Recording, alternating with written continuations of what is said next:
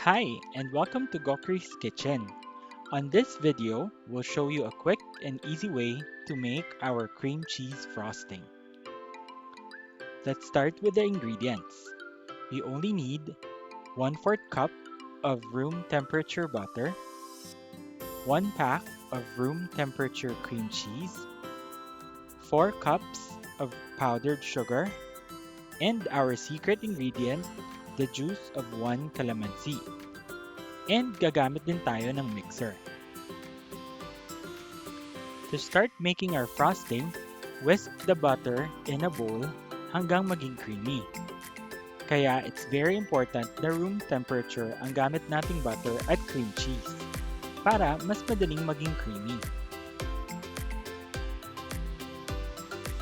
Ayan, isama na natin ang cream cheese. Whisk the butter and the cream cheese together.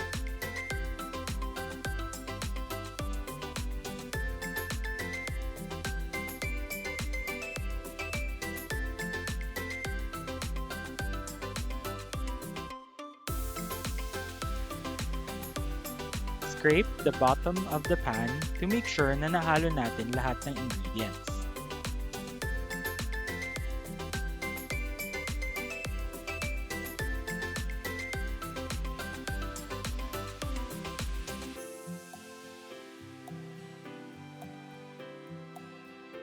Next, maglagay na tayo ng powdered sugar, 1 cup at a time. Kailangan per cup ang paglagay ng powdered sugar para mas madaling i-mix at di kumalat lahat ng sugar. Whisk after adding every cup of powdered sugar hanggang sa maka 4 cups na tayo.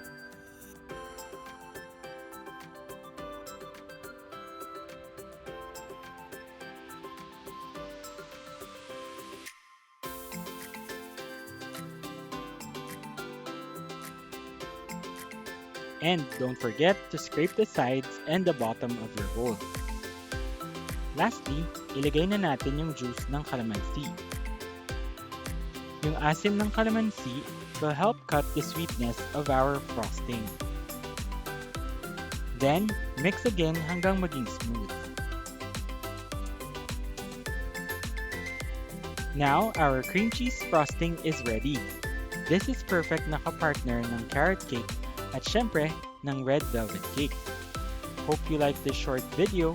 For more recipes, don't forget to subscribe to our channel. Thanks again and see you on our next video.